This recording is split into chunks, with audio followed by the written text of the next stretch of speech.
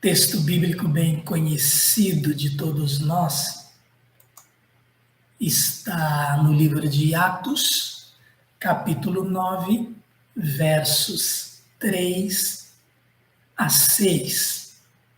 Atos 9, versos 3 a 6. Diz assim estes 4 versos. Em sua viagem, quando se aproximava de Damasco, de repente brilhou ao seu redor uma luz vinda do céu. Ele caiu por terra e ouviu uma voz que lhe dizia: Saulo, Saulo, por que você me persegue? Saulo perguntou: Quem és tu, Senhor? Ele respondeu: Eu sou Jesus, a quem você persegue. Levante-se, entre na cidade. Alguém lhe dirá o que você deve fazer. Este texto bem conhecido nosso relata a conversão e chamado de Saulo. Capítulo 9 do livro de Atos. Sabemos que Saulo foi um perseguidor da Igreja de Cristo. Ele, rabino fariseu, zeloso na lei, entendia que a igreja era mais um desses movimentos que surgiram para perturbar a paz de Israel, prejudicá-lo em relação àqueles que os dominavam no momento, e um grupo que, no seu entendimento, atrapalharia os planos de Deus para Israel. E Saulo, depois de ter aprovado, visto e consentido no apedrejamento de Estevão, foi até o sumo sacerdote, pegou uma carta de autorização para ir a Damasco perseguir os cristãos que porventura ali existissem ou que tivessem fugido para aquela região. Damasco, localizada na província romana da Síria, era a cidade mais importante, era a cidade importante mais próxima dali da Palestina. Tinha também grande população judaica e a distância entre Jerusalém e Damasco era de cerca de 240 quilômetros. Na época, essa era uma viagem para ser feita de 4 a 6 dias. Saulo, então, faz esta viagem para, de acordo com seu entendimento, com seu zelo, prender os cristãos que ali estivessem propagando o nome de Jesus. Então ele vai no caminho de Damasco, nós conhecemos esta passagem. Ele dirige-se ao sumo sacerdote, pede cartas para as sinagogas de Damasco, de maneira que, caso encontrasse ali homens ou mulheres que pertencessem ao caminho, ao Evangelho, pudesse levá-los presos para Jerusalém. Mas, em sua viagem para Damasco, quando ele já se aproximava daquela cidade, de repente brilhou ao seu redor uma luz vinda do céu. Ele caiu por terra e, a partir daí, então, nós já lemos o que aconteceu. Quando se aproximava de Damasco, de repente brilhou ao seu redor uma luz vinda do céu, ele caiu por terra e ouviu uma voz que lhe dizia: Saulo, Saulo, por que você me persegue? Ele perguntou então: Quem és tu, Senhor? E a resposta que teve foi: Eu sou Jesus, a quem você persegue. Quem perseguisse a igreja de Cristo estava perseguindo Jesus. Por isto, Paulo ouve esta resposta, ou aqui na época ainda, Saulo. E o verso 6, levante-se, entre na cidade, alguém lhe dirá o que você deve fazer. Levante-se, entre na cidade, alguém lhe dirá o que você deve fazer. Queremos nos prender um pouco mais neste verso 6. Lemos os demais versos para termos todo o contexto da situação. Quem era Saulo? O próprio Saulo, mais à frente, depois que passa a ser chamado de Paulo, ele nos diz quem ele era, escrevendo aos Filipenses, capítulo 3, versos 4 a 6. E ali nós temos a informação de que ele era zeloso, ele era fariseu, ele era capaz.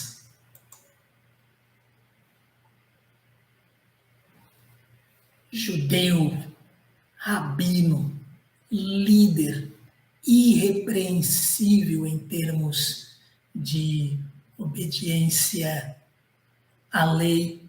Este era Saulo até o momento em que encontrou-se com Jesus no caminho de Damasco.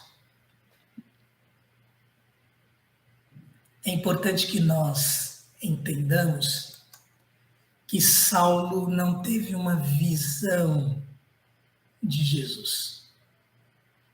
Ele viu Jesus, ele não teve uma visão. Jesus apareceu a Saulo. Aqueles que estavam com ele apenas ouviram a voz, mas não viram nada. Saulo viu Jesus e ele toma esta experiência como uma das bases para o seu apostolado, para defender o seu apostolado, dizendo que ele também esteve com Jesus. E aquele homem zeloso, aquele homem fariseu, severo, homem muito capaz, habilitado, instruído, líder nato, mestre, irrepreensível na sua vida, no seu zelo. De repente ele se defronta com alguém que causa uma revolução na sua vida. Dos versos 4 a 6 de Filipenses, ele diz quem ele era até então. E em Filipenses, dos versos 7 a 11 deste mesmo capítulo 3, Saulo, ali, já escrevendo a carta aos Filipenses, conhecido como Paulo, o grande apóstolo Paulo, ele diz que considerou tudo isso, tudo que ele era, como perda comparado com a suprema grandeza do conhecimento de Cristo Jesus. E ele diz: meu Senhor, por quem perdi todas as coisas. No texto de Filipenses, versos 7 a 11, vamos ler exatamente o que ele diz ali. Filipenses 3, 7 a 11. Ele diz: mas o que para mim era lucro, passei a considerar perda por causa de Cristo. a partir do momento de sua conversão, a partir da primeira leitura que fizemos. E ele continua: mais do que isso, considero tudo como perda, comparado com a suprema grandeza do conhecimento de Cristo Jesus, meu Senhor, por cuja causa perdi todas as coisas. Eu as considero como esterco para poder ganhar a Cristo e ser encontrado nele, não tendo a minha própria justiça que procede da lei, mas a que vem mediante a fé em Cristo, a justiça que procede de Deus e se baseia na fé. Porque Paulo aqui está dizendo isto. Tudo que era importante para ele perdeu totalmente o significado comparado à verdade, comparado a Jesus, que é a verdade, comparado ao desejo que ele queria agora de conhecer mais e mais Jesus. Porque no seu perfil, Paulo era alguém que se preocupava com a verdade, ele queria a verdade, ele queria servir Deus. Tudo que ele tinha construído até ali, ele prefere rejeitar. No verso 10, então, ele enfatiza, ele continua: quero conhecer a Cristo, ao poder da sua ressurreição e a participação em seus sofrimentos, tornando-me como ele em sua morte. Muito profundo, muito tremenda esta entrega de Paulo. Estava disposto a participar dos sofrimentos de Cristo, tornando-se como Cristo em sua morte. Paulo estava disposto a ser mártir por Cristo. E ele completa no verso 11: para de alguma forma alcançar a ressurreição dentre os mortos. Que grande transformação! Como o apóstolo Paulo leva Jesus a sério, como ele olha realmente para Cristo e tem nele a experiência de salvação, o conhecimento da verdade, o conhecimento de Deus, como ele enxerga o quanto ele estava errado. Saulo estava errado. Aprendemos com Saulo que não basta ter zelo, não basta sinceridade, mas a sinceridade e o zelo precisam ser canalizados para o correto, para o verdadeiro. Não adianta nos dedicarmos de corpo e alma a uma mentira. Ela não vai nos levar à eternidade, não vai nos levar a Deus. De nada adianta a capacidade, de nada adianta perfil de liderança, de nada adianta ser mestre em algo que, no conceito posterior de Paulo, ele próprio chamou aquilo de esterco. E de nada adianta ser irrepreensível na lei se isto for mero legalismo. Neste encontro de Saulo com Jesus, nós aprendemos sobre tudo isto. Levante-se, quando Jesus fala a Saulo, levante-se, entre na cidade, alguém lhe dirá o que você deve fazer. Saulo cai ao chão, em virtude da luz, fica cego, e ele ouve de Jesus: levante-se. E neste levante-se há um marco na vida de Saulo. Ele é marcado na sua vida a partir daquele momento. Quem era Saulo então? Zeloso, fariseu, capaz, líder, rabino, irrepreensível, judeu. Após sua conversão, considerou tudo isso como perda comparado com a suprema grandeza do conhecimento de Cristo Jesus. Diz ele, meu Senhor, por quem perdi todas as coisas. E é interessante quando ele cai, porque se nós pensarmos bem, nós estamos aqui falando de alguém que vinha com autoridade para perseguir, para prender, e como ele consentiu no apedrejamento de Estevão, até mesmo para matar. Ele cai.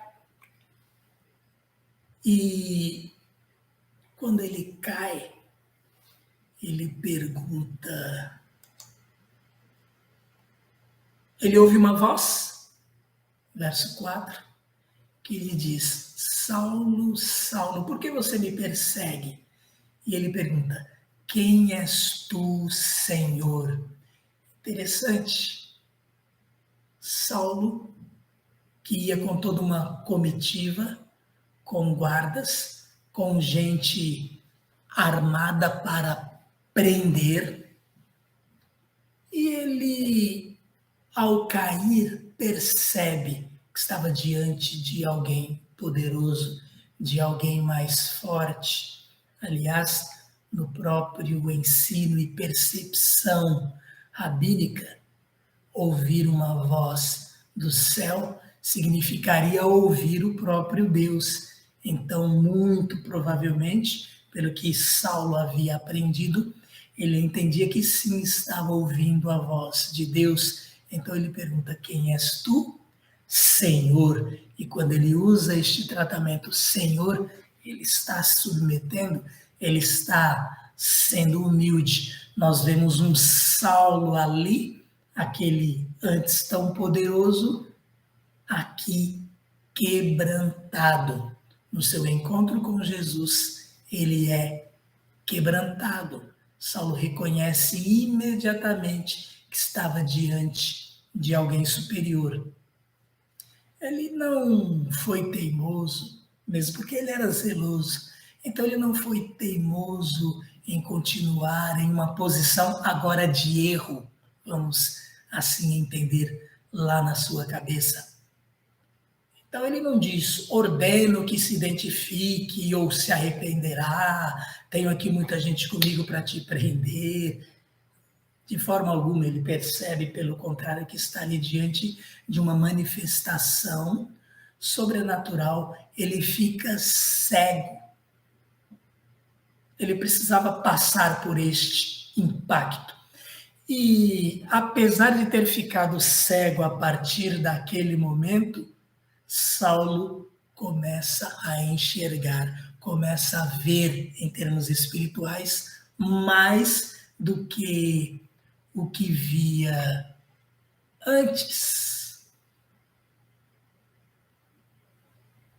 Então este levante-se, quando no verso 6 nós lemos, primeiro Jesus fala: eu sou Jesus a quem você persegue. Imaginem isto caindo no ouvido de Saulo, como deve ter soado estranho. E Jesus continua, Jesus diz para ele: levante-se, entre na cidade.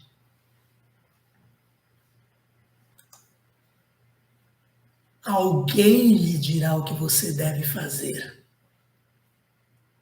Vamos parar um pouquinho nesta expressão, levante-se. Ela nos chama a atenção. É Jesus quem fala para Saulo: levante-se. É Jesus quem provoca este marco, este impacto na vida de Saulo. Quando diz levante-se, ele estava caído. Para Saulo, é o início de uma nova caminhada, este levante-se. Ainda que ele precisasse de ajuda, ainda que ele precisasse ser guiado, porque agora estava cego, embora temporariamente. Mas para Saulo, é o início de uma realidade diferente. O fim de seu conhecimento, como já lemos ele mesmo falando lá em Filipenses 3, e o início do conhecimento do Cristo a quem ele perseguia. Quem és tu, Senhor? Agora Saulo está quebrantado. Aprendemos também com este levante-se de Jesus para Saulo. Aprendemos que levante-se, vindo de Jesus, é para quem está caído. Vindo de Jesus, vem de alguém que pode realmente levantar os caídos. Lembram-se de Jesus falando à viúva de Naim? Eu gosto muito daquela passagem. Não chore. Às vezes nós gostamos de falar para as pessoas, não chore, mas que capacidade ou que consolo temos nós para oferecer a alguém, para dizer às pessoas, não chore. Jesus, ele, quando disse àquela viúva, não chore, ele tinha condições, ele tinha poder para transformar o choro dela em alegria, o choro em riso, e ele fez isto. Ele ressuscitou o filho daquela viúva. Ele trouxe seu filho de volta à vida, o único filho. Jesus acabou com o enterro, acabou com aquela caminhada para o cemitério, com aquele cortejo fúnebre. E nós aprendemos com Jesus, quando ele fala, ele tem poder para fazer o que disse. Vamos prestar atenção nas nossas palavras, vamos prestar atenção no que dizemos. Às vezes o melhor consolo é ficar em silêncio, oferecer apenas a nossa presença, o nosso apoio a quem precisa de força, a quem precisa de alento. E se abrirmos a boca, que seja na orientação do Espírito Santo, para que aquele consolo produza efeito verdadeiro de paz na vida da pessoa que precisa ser consolada. Mas quando se trata de Jesus, sem sombra de dúvidas, ele resolve. E ele diz então aqui para Saulo, levante-se. E como dizíamos, levante-se vindo de Jesus é para quem está caído, para quem está sentado, para quem está deitado. E Jesus tem poder para fazer o sentado se levantar, o deitado se levantar. Ele tem força para dar ao caído. O levante-se de Jesus é para quem está cansado.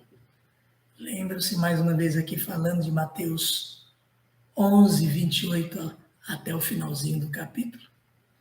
Venham a mim, vocês que estão cansados e sobrecarregados, e eu aliviarei vocês. Tomem sobre vocês o meu jugo, aprendam de mim, que sou manso e humilde, e vocês vão encontrar descanso para a alma de vocês. Meu fardo é leve, meu jugo é suave. Jesus alivia, Jesus tem poder para fazer isto. E em relação ao levante-se, vindo de Jesus, é para quem está atemorizado, para quem precisa enfrentar seu medo e ir em frente.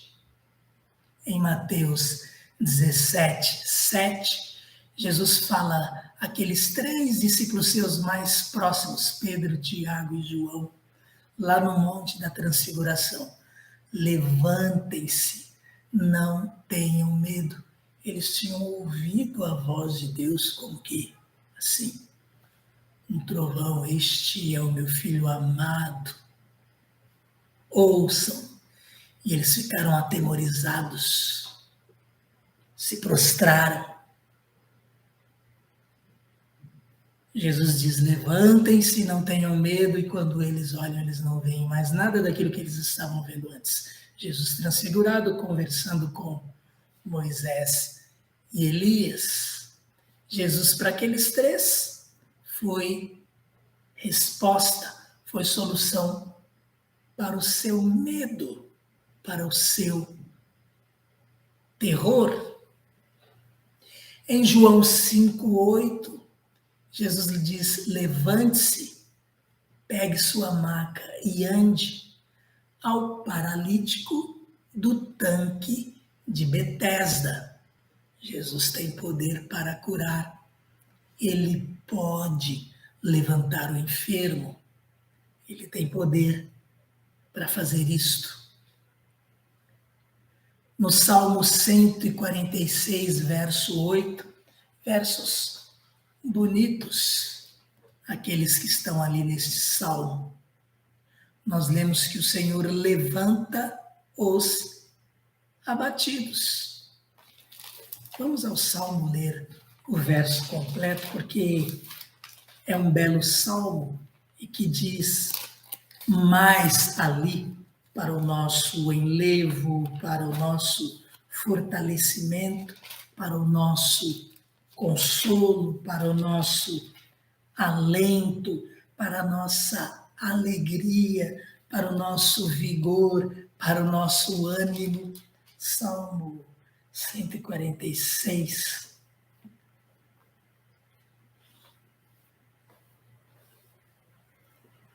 A partir do verso 7, nós lemos: ele defende a causa dos oprimidos e dá alimento aos famintos. O Senhor liberta os presos. No verso 8, o Senhor dá vista aos cegos. O Senhor levanta os abatidos. O Senhor ama os justos. Vamos continuar. O Senhor protege o estrangeiro e sustém o órfão e a viúva, mas frustra o propósito dos ímpios. Sabe por quê? Porque o Senhor reina para sempre. No verso 8, então, nós lemos que o Senhor levanta os abatidos. Na experiência de Saulo, ele inicia ali uma nova caminhada na presença do Senhor, que inicialmente diz: levante-se, entre na cidade. Isto mostra o quê? Ação da parte de Deus. Ação que vem de Deus. Poderíamos perguntar a nós mesmos. Eu posso perguntar a você. Você pode perguntar a si mesmo. Eu posso perguntar a mim mesmo. Levante-se. O que significa para a sua vida hoje? O que significa levante-se para a minha vida hoje? Para os enfermos, significa cura. Para os abatidos, significa força, vigor. Para aqueles que precisam de Jesus para a sua salvação, como foi o caso de Saulo, conversão a Cristo. O levante-se significa levante-se para uma nova vida. Na vida de Saulo, uma ação diferente a partir dali, e de perseguidor ele passa a perseguido. Levante-se, entre na cidade. O que significa o levante-se de Jesus para você hoje? Levante-se e vá proclamar a minha palavra àqueles que ainda não a conhecem. Levante-se, vá testemunhar acerca de mim. Levante-se, faça algo em prol do Evangelho.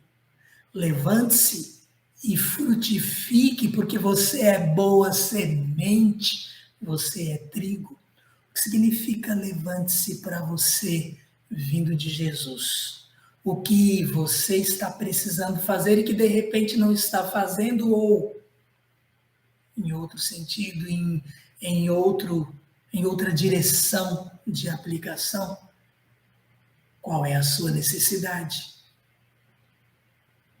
Que você precisa de Jesus.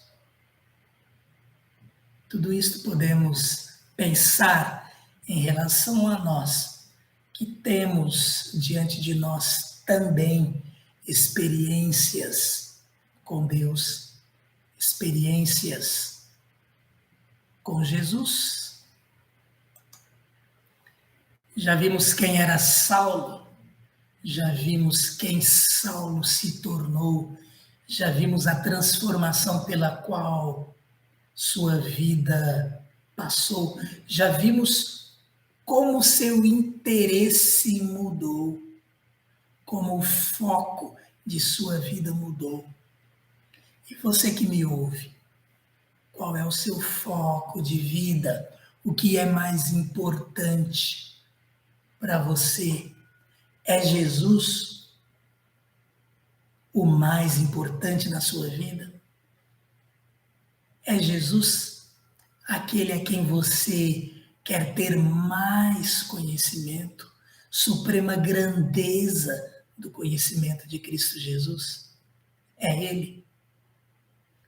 Em que termos o levante-se de Jesus pode ser aplicado na sua vida, na minha vida?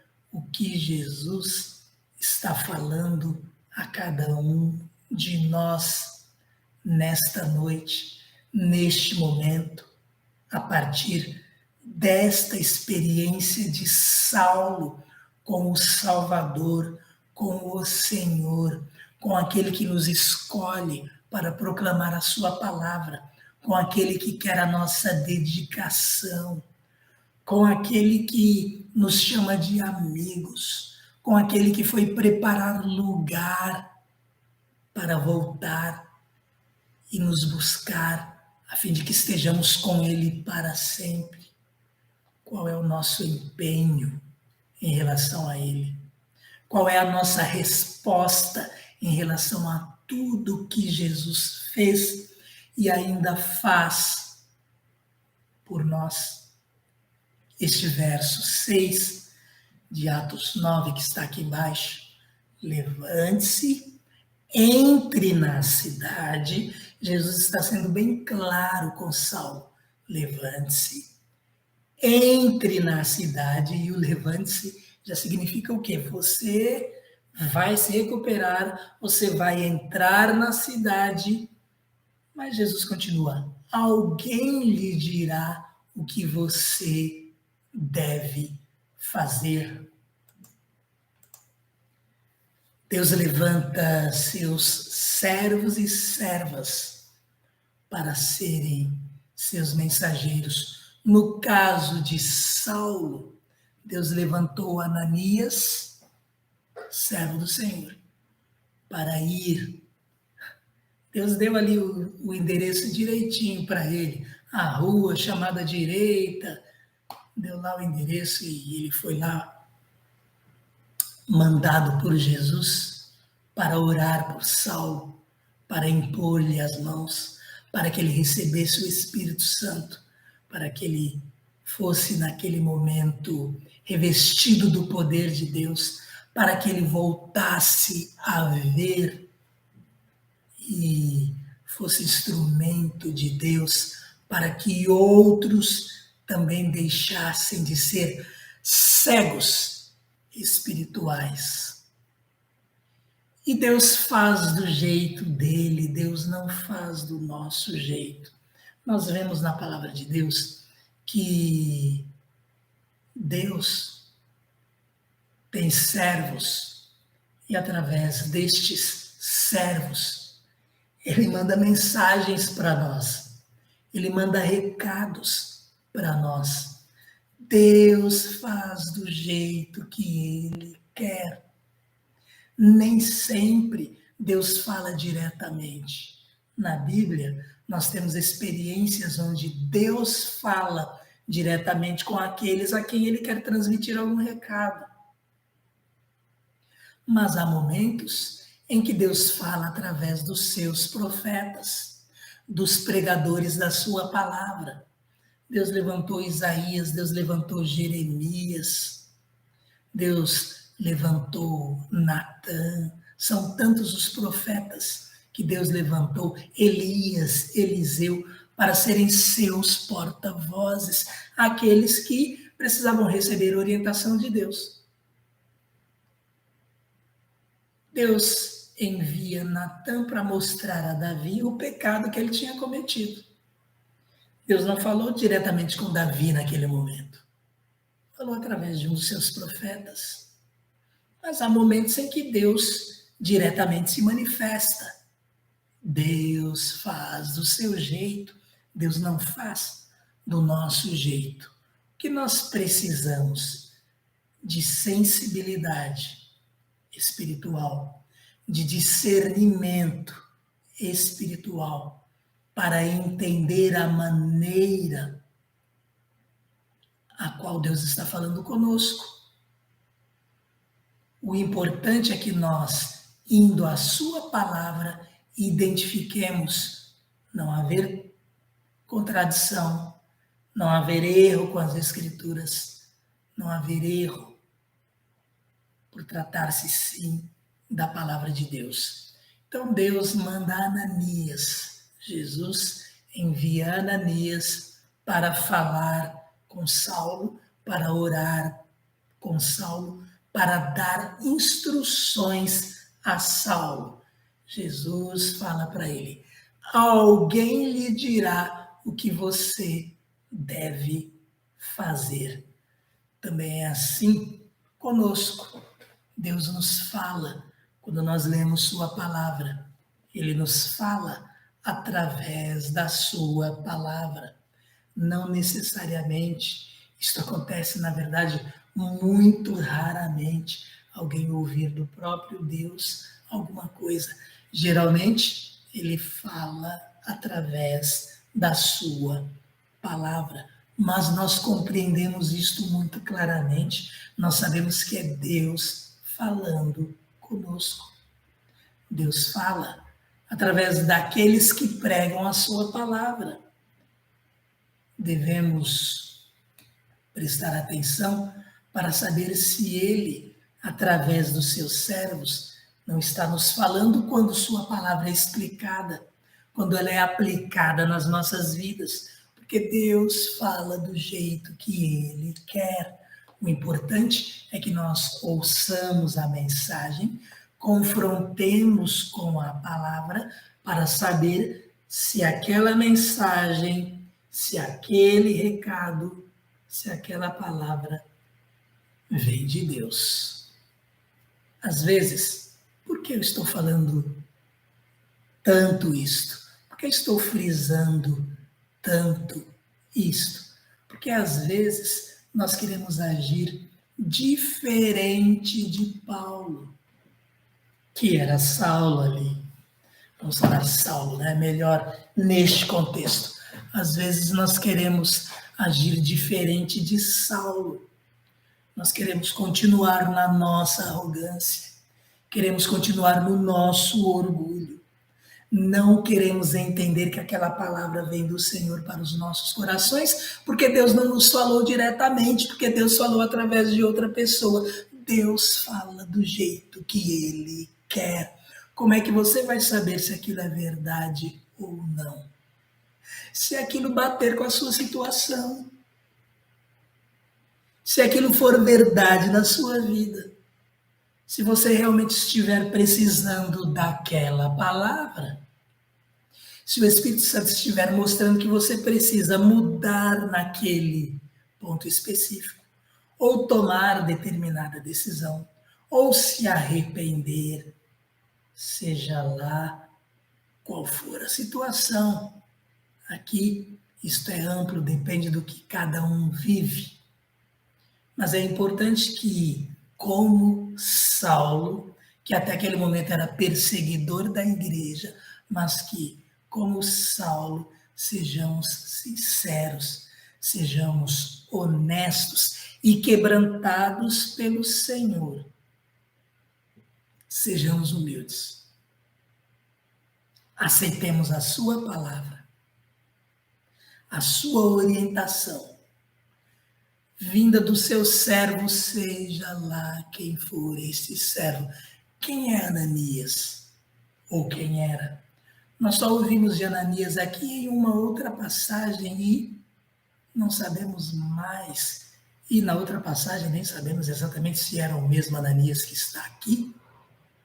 Mas nós não ouvimos mais acerca deste Ananias, mas era servo de Deus, usado ali para instruir Saulo, para dar-lhe orientação. E Ananias encontra não um valente, não alguém que quer perseguir, mas um cego, um homem fraco naquele momento, um homem, de repente, até amedrontado, um homem confuso. Com certeza Saulo estava confuso, ele estava perseguindo a igreja que dizia pertencer a um certo Jesus que tinha sido morto, e esta igreja, este grupo de pessoas, dizia que ele ressuscitou, e de repente Saulo, que perseguia esta seita, de repente ele se depara com o próprio Cristo deles, dizendo que ele é o Messias que Saulo entendia muito, muito diferente, totalmente outra realidade. Ananias, servo do Senhor, vai ali para falar a este Saulo, para explicar-lhe o Evangelho, para falar quem ele realmente viu, quem se defrontou com ele e o que estava planejado para ele, que tinha sido escolhido pelo Senhor para ser servo seu, para sofrer por ele. Quem era Ananias? Servo do Senhor. Assim como Saulo foi humilde, assim como ele realmente foi quebrantado, que cada um de nós possa ouvir a voz do Senhor através da sua palavra, ouvir a voz do Senhor através de um dos seus servos, ouvir a voz do Senhor de repente numa canção que o exalte, ouvir a voz do Senhor numa pregação, num estudo bíblico, na conversa com um crente em Jesus Cristo. Se Deus quiser, dentro da sua soberania, ouvir intimamente do próprio Deus. Os meios são de Deus. O importante é que nós demos ouvidos à voz do Senhor. O importante é que nós obedeçamos e consertemos nossa vida. Amém, irmãos? Sejamos sinceros, sejamos humildes, sejamos submissos, sujeitos uns aos outros no temor de Cristo. Sejamos seus servos, servos do Senhor. Vamos pedir a Ele discernimento para enxergar quando Ele fala conosco, pelo meio que Ele quiser. O meio principal, não temos dúvida, através da sua palavra, através dos seus servos, quando eles pregam sua palavra, quando eles ministram no estudo na sua palavra. Este é o principal método de Deus. Mas ele é soberano para fazer como quiser, que nós aceitemos sua palavra sem questionar. E que, como Saulo, tenhamos também neste levante-se de Jesus um marco na nossa vida. Marco para não ser mais esquecido, marco para deixar para trás aquilo que não agrada a Deus, marco, de repente, para ir em frente no trabalho do Senhor. Se estivermos sentados ou deitados, e o levante-se de Jesus foi no sentido de que devemos deixar de ser preguiçosos, acomodados, desanimados e frios. Cada um de nós deve saber a necessidade que está diante de si mesmo quando a palavra é ministrada. Deus abençoe cada um de nós.